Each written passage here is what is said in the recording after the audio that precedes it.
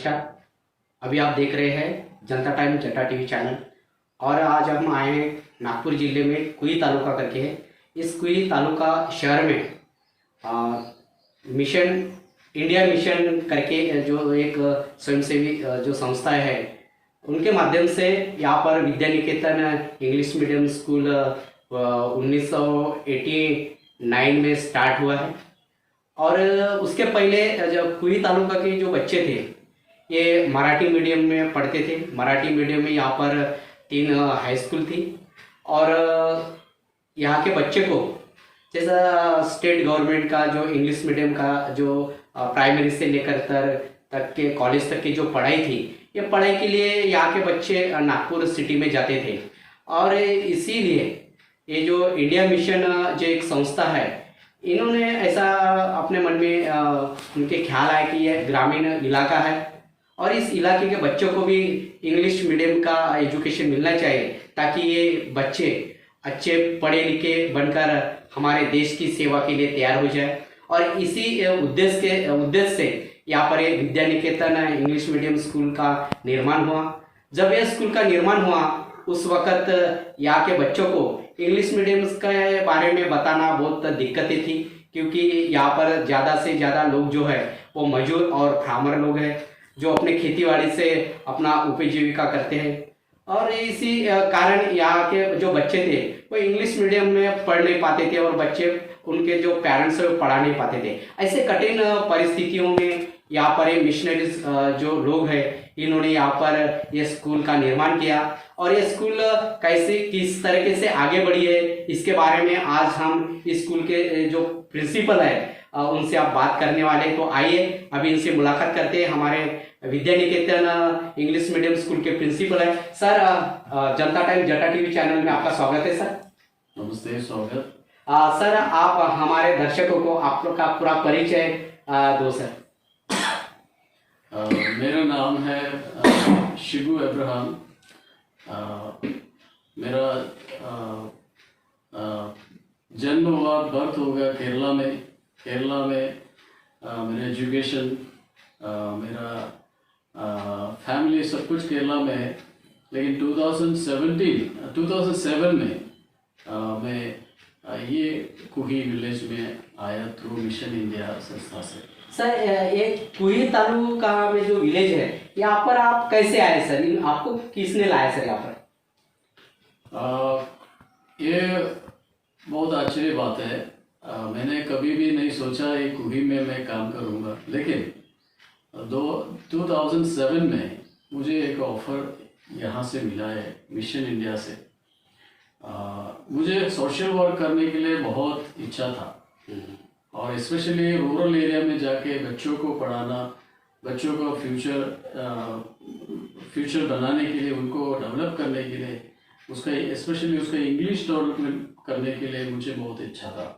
So mission India मुझे एक offer दिया, एक मौका दिया इधर आने के लिए। ये स्कूल का मेन एडमिनिस्ट्रेटर के रूप में मुझे यहाँ लाया।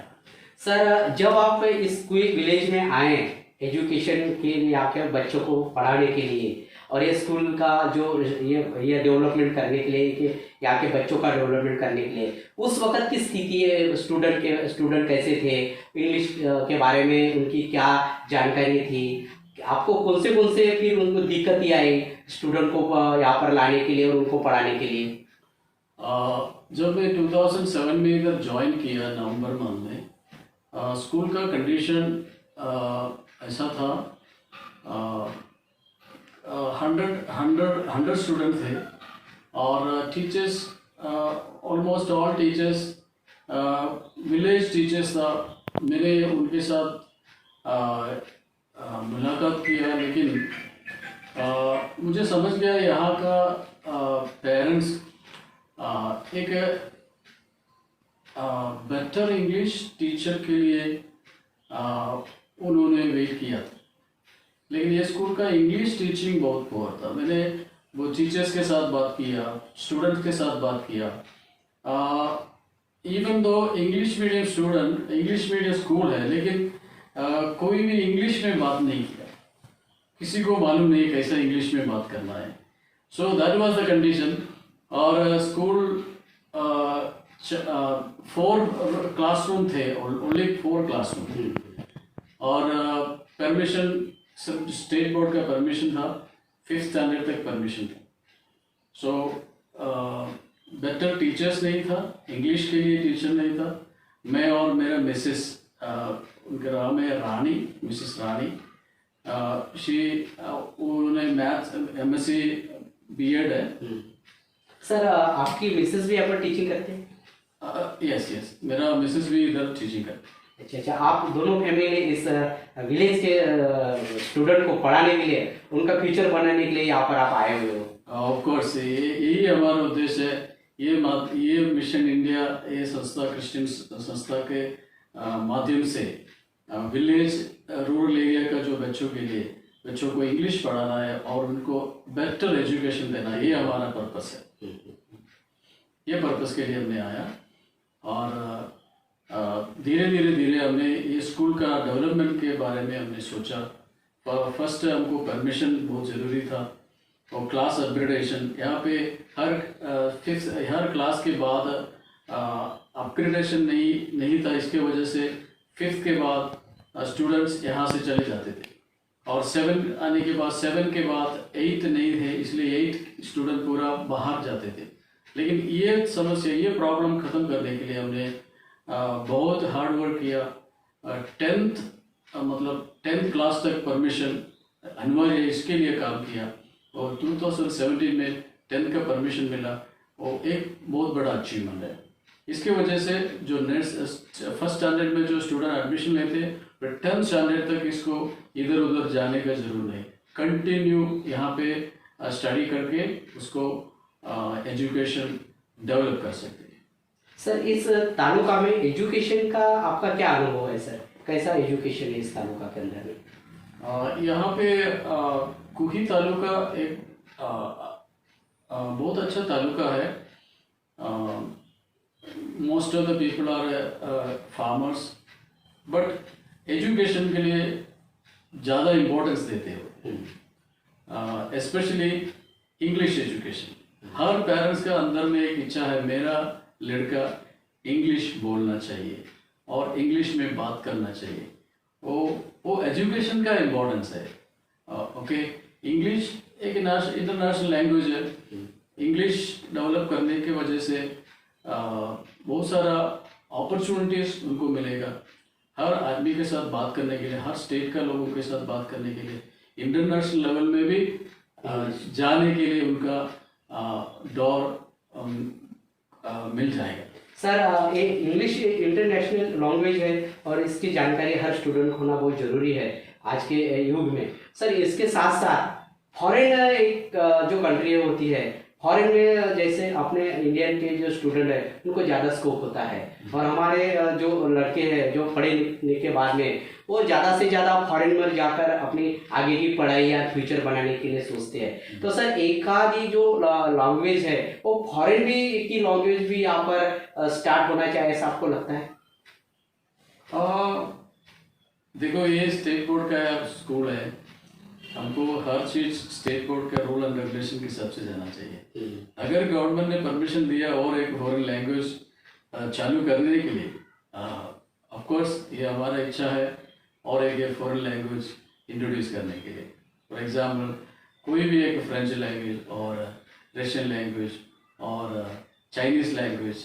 बहुत सारे इंडियन लोग चाइना में जाते हैं, जापान में जाते हैं। सो ये अच्छा बात है। तो सर इसके लिए आप इंडियन मिशन के जो डायरेक्टर लोग, मिशन इंडिया के जो डायरेक्टर बॉडी के जो लोग हैं, उनके पास में आप ऐसा आगे निवेदन अगर पेश करते हो कि हमारे ग्रामीण भाग के जो कुई तालुका के जो लड़के हैं जो यहाँ पर सर इस तालुका में से फॉरेन इंग्लिश ट्यूशन की कोई इनको ये नहीं है, सुविधा ही नहीं है, अगर मिशन इंडिया के माध्यम से, अगर ये स्कूल के माध्यम से अगर होता है तो और बेटर हो जाएगा, और पेरेंट्स आपके यहाँ पर ज़्यादा स्टूडेंट पढ़ाई के लिए आ पाएंगे, ऐसा आपको लगता है? ऑफ कोर्स ये एक अच्छा आइडिया है, एक फॉरेन लैंग्वेज इंट्रोड्यूस करना। ऑफ कोर्स हमारा mission India director Shri PD Joseph sir के साथ मैं डिस्कस करूँगा, और अगर गवर्नमेंट इसके लिए हमको परमिशन अगर दे दिया सो ऑफ कोर्स हम उसके लिए काम करेंगे। सर ये पढ़ाई के साथ साथ जैसे अदर एक्टिविटीज बच्चों के लिए होती है, जैसे डांसिंग होते हैं, स्विमिंग होती है, और अब अपने बॉडी को स्ट्रांग बनाने के लिए भी और एक्टिविटीज होती है। इन एक्टिविटीज के बारे में सर और यहाँ पर कोई एजुकेशन होता है? ऑफ कोर्स हमारे पास फिजिकल एजुकेशन टीचर है और टीचर्स अभी कोरोना की वजह से सब फिजिकल एक्टिविटीज़ वगैरह गवर्नमेंट ने बंद किया, लेकिन ये पैंडेमिक के पहले हमने बच्चों को फिजिकल एक्टिविटीज़ के लिए भी ट्रेनिंग देते थे। और फॉर एग्जांपल रनिंग और कबड्डी और फुटबॉल, क्रिकेट, हर साल हमारा स्कूल में एनुअल स्पोर्ट्स होता है। हर साल हमारा स्कूल में एनुअल डे होता है। एनुअल डे फंक्शन में बच्चों का अलग अलग टैलेंट्स स्टेज में आके परफॉर्म करने के लिए मौका मिलते हैं। और इसके अलावा उसका जो बच्चों के अंदर जो नेचुरल टैलेंट्स है, किसी को ड्राइंग करने के लिए टैलेंट्स है, किसी को सिंगिंग के लिए टैलेंट्स है, किसी को डांसिंग के लिए, वो सब हमारे टीचर लोग वो फाइंड आउट करते हैं। वो ऐसा स्टूडेंट्स को आगे बढ़ने के लिए, उनका टैलेंट आगे बढ़ने के लिए प्रोत्साहन देते हैं। सर आपके स्कूल में आगे में ऐसा एक्टिविटीज होते हैं और हमारे जैसे चैनल वालों को आप बुलाते हैं, तो बच्चों का जो भी टैलेंट है हमको बहुत से अपने इंडिया के बहुत से लोगों के पास में चला जाएगा और बच्चों में भी एक उत्साह और आगे बढ़ने के लिए उन्हें एक प्रेरणा मिलती जाएगी। सर अभी अपने स्कूल का जो डेवलपमेंट है, 10वीं का रिजल्ट है, ये सर कितना आगे बढ़ा है? हमारा फर्स्ट बैच 2017 में चालू हो गया। वो हमारा फर्स्ट एक्सपीरियंस था, फर्स्ट 10th स्टैंडर्ड, इसलिए रिजल्ट कंपैरेटिवली हमने जो एक्सपेक्ट किया उतना नहीं आया, लेकिन 2018-19 बैच हमारा प्रेस्टीज बैच था। उसमें 13 स्टूडेंट्स एग्ज़ाम में बैठा। कुकी तालुक में फर्स्ट टाइम बोर्ड एग्ज़ाम में 93% स्कोर किया हमारे बच्चे, और 2 स्टूडेंट 92% स्कोर किया। बाकी डिस्टिंक्शन लॉग और अभी जो 2017 से लेकर अभी तक 4 बैच हमारा स्कूल से पास आउट हो गया और 100% रिजल्ट हमने 10th बैच के लिए अभी तक लाया है। तो हमारा स्टूडेंट इसी तरह 10th होने के बाद हायर एजुकेशन करने के लिए, फॉर एग्जांपल MBBS का कोचिंग के लिए और इंजीनियर के कोचिंग के लिए, ऐसा टॉप पोजीशन मिलने के लिए स्टूडेंट्स ऐसा कोर्स चूज करते हैं, ऐसा लेवल में वो लोग सोचते हैं। सर अभी तो बहुत से हमारे स्टूडेंट कोई से बाहर भी जाते हैं पढ़ने के लिए, आपको और एक डायरेक्टर बॉडी को ऐसा लगता है कि कोई के स्टूडेंट हमारे स्कूल में पढ़े, ऐसा अच्छा से बेटर एजुकेशन हम देने की कोशिश यहाँ पर करेंगे? ऑफ कोर्स वो भी मेरा एम है। यहाँ पे फैसिलिटीज़ कम है, रूम्स अवेलेबिलिटी और होना चाहिए, और अभी 10th तक परमिशन है, लेकिन 11 और 12th जूनियर कॉलेज भी लाना है। उसके लिए मैं मैनेजमेंट के साथ लगातार डिस्कस करते रहते, और वो भी मुझे प्रॉमिस दिया है कि स्कूल बिल्डिंग बढ़ाने के लिए और ग्राउंड एक्सटेंड करने के लिए, कॉम्पाउंड वॉल बिल्ड करने के लिए और बेटर फैसिलिटी स्टूडेंट्स को देने के लिए वो भी प्लानिंग किया है। जल्दी से जल्दी वो फैसिलिटीज़ हम प्रोवाइड करेंगे। सर आप यहाँ पर जब ये सब संभालते हो तो सर डायरेक्टर बॉडी से आपको कैसा रिस्पॉन्स मिलता है?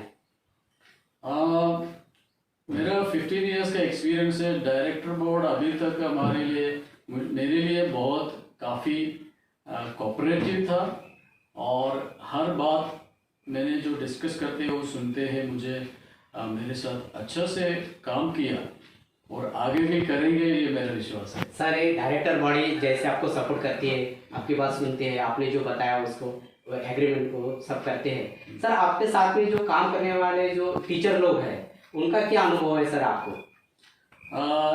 मेरा am not only development of students, मैंने टीचर्स को भी डेवलप करने के लिए, उनका एजुकेशन इम्प्रूवमेंट करने के लिए बहुत सारा मॉरल सपोर्ट और दिया। मुझे मालूम है मेरे साथ जो ज्वाइन किए टीचर्स, सिर्फ ग्रेजुएशन करके आया था इधर। अच्छा। लेकिन हमारा जो एनकरेजमेंट की वजह से और मॉरल सपोर्ट की वजह से मेरा 5 टीचर्स अभी मास्टर्स डिग्री अचीव किया है, साथों साथ BA डिग्री भी किया है। सो हमारे पास एक अच्छा टीचिंग फैकल्टी मेंबर्स अभी हमारा स्कूल में है। सर हर स्कूल में टीचर लोगों में भी मतभेद होते हैं और वो प्रिंसिपल की कभी सुनते नहीं हैं, तो जब उनमें जो गट्स बढ़ जाते हैं तो उसका असर स्टूडेंट के पढ़ाई पर होता है। ऐसा अपने स्कूल में चलता है sir? By the grace of God अभी तक हमारा स्कूल में ऐसा एक प्रॉब्लम नहीं आया, और कुछ आया तो भी हम उसको मैनेज करने के लिए, मैक्सिमम उसको सॉल्व करने के लिए, और बच्चों को उसके वजह से कुछ तकलीफ नहीं होना चाहिए, उसके लिए हम नेगोशिएट करने के लिए और डिस्कस करने के लिए हमारा हार्ट ऑलवेज रेडी है। सर यहाँ पर पढ़ाई के लिए एडमिशन की क्या प्रोसेस होती है सर? एडमिशन का प्रोसेस हर स्कूल में कैसा है वैसा हमारा स्कूल में है। एडमिशन प्रोसेस पेरेंट्स ये स्कूल प्रेफर करते हैं, इसका मेन उद्देश्य ऐसा है, ये स्कूल क्रिश्चियन मैनेजमेंट के द्वारा रन होता है और यहाँ का जो एटमॉस्फेयर अच्छा है और डिसिप्लिन अच्छा है और एनवायरनमेंट अच्छा है, टीचर्स वेल डिसिप्लिन है, इसलिए ये स्कूल और इंग्लिश प्रोफिशिएंसी, इंग्लिश स्पीकिंग के लिए हम ज़्यादा इम्पोर्टेंस है, इसलिए पेरेंट्स ये यहाँ पे एडमिशन के लिए आते हैं। एडमिशन का प्रोसीजर नॉर्मल प्रोसीजर है, हमारा एप्लीकेशन फॉर्म फिलअप करना है और जो मिनिमम फीस हम लेते हैं वो देना चाहिए। और फीस अभी ये लॉकडाउन के समय में फ़ीस देने के लिए हमने पेरेंट्स को अभी कुछ तकलीफ नहीं देते, जितना वो दे सकते उतना देना है, बाकी इंस्टॉलमेंट में और पार्ट बाय पार्ट देने के लिए भी हमने प्रोविज़न दिया है। सर ऐसा कोई अनुभव है आपके इतने साल में, कोई पेरेंट्स बहुत जो स्टूडेंट है उसके पेरेंट्स बहुत पुअर है मगर उनकी इच्छा है कि मेरा भी जो लड़का है इंग्लिश स्कूल में पढ़े और अच्छे बच्चों में रहे, ऐसे जो या की फीस भी नहीं भर सकते हैं, तो ऐसे कोई स्टूडेंट आपके स्कूल में है जो फी नहीं भर पाते फिर भी आप उनका एजुकेशन करते हो? बिल्कुल। अभी आपको मालूम है राइट टू एजुकेशन एक्ट के अनुसार फर्स्ट स्टैंडर्ड में 25% कोटा ऐसा लोगों के लिए हमने रखा है। हर साल राइट टू एजुकेशन एक्ट के अनुसार 25% स्टूडेंट फ्री, मतलब पुअर स्टूडेंट्स को हमने एडमिशन देता है। वो अभी जो गवर्नमेंट के द्वारा ये चालू है, लेकिन जब से ये स्कूल शुरू हो गया तब से पुअर फैमिली जो पुअर बैकग्राउंड से जो आने वाले बच्चों के लिए हम स्पेशल कंसिडरेशन देते हैं। जैसा आपने बोला जो पेरेंट्सलेस चिल्ड्रन है, मतलब पापा मर गए और मम्मी मर, ऐसा स्टूडेंट्स के लिए हमने फ्री एजुकेशन देते हैं। बहुत सारे स्टूडेंट्स को हमने 50% कंसेशन देते हैं और ऐसे स्टूडेंट्स के लिए हम बहुत हेल्प करते हैं। हमारे देश के अंदर में जब स्कूल पढ़ना ये गुनाह था, ऐसे में हमारे देश में ये मिशनरी लोगों ने जब प्रवेश किया और हमारे लिए एक संजीवनी स्कूल के माध्यम से, एजुकेशन के माध्यम से इंडियन लोगों को मिली है, ये मिशनरी लोगों के कारण। और यहाँ पर एजुकेशन की क्या अहमियत होती है, क्या महत्व होता है, हमारे इंडियन लोगों को अच्छे तरह से इन लोगों ने जान लिया और हर घर का बच्चा आज इंग्लिश मीडियम स्कूल में पढ़ता है। ये मिशन इंडिया की ये उपलब्धियाँ है। तो सर आपने हमारे चैनल को जो वक्त दिया है और हमारे को जो जानकारी दी इसके लिए आपको बहुत बहुत धन्यवाद sir. Thank you so much, specially Janata times TV, specially जो ऑफिशियल्स इधर आया मुझे मुलाकात करने के लिए। मैंने अब तक एक्सपेक्ट नहीं किया, ये मेरा फर्स्ट टाइम इंटरव्यू है टीवी चैनल के आगे। दिस इज मेरा लाइफ में पहली बार ऐसा मैं कैमरा फेस कर रहे, तो आप मेरे लिए इतना खुश बनाया मुझे मिलने के लिए। और स्कूल के बारे, स्कूल का जो हमने इधर कंट्रीब्यूट किया है वो बाहर सबको मालूम होना चाहिए। स्कूल के वजह से स्टूडेंट्स हैप्पी है, पेरेंट्स हैप्पी है और ये विलेज हैप्पी है। वो इतना हमने किया, इसके लिए हम बहुत बहुत धन्यवाद। मैं राजकुमार शिंदे, जनता टाइम जटा टीव्ही चॅनल, मेरे साथ में कुई तालुका प्रतिनिधी कैलास तनमेले। ताज्या बातम्या व ताज्या घडामोडी बघण्याकरिता आजच जटा टीव्हीला सबस्क्राईब करा व बेल आयकॉन दाबा.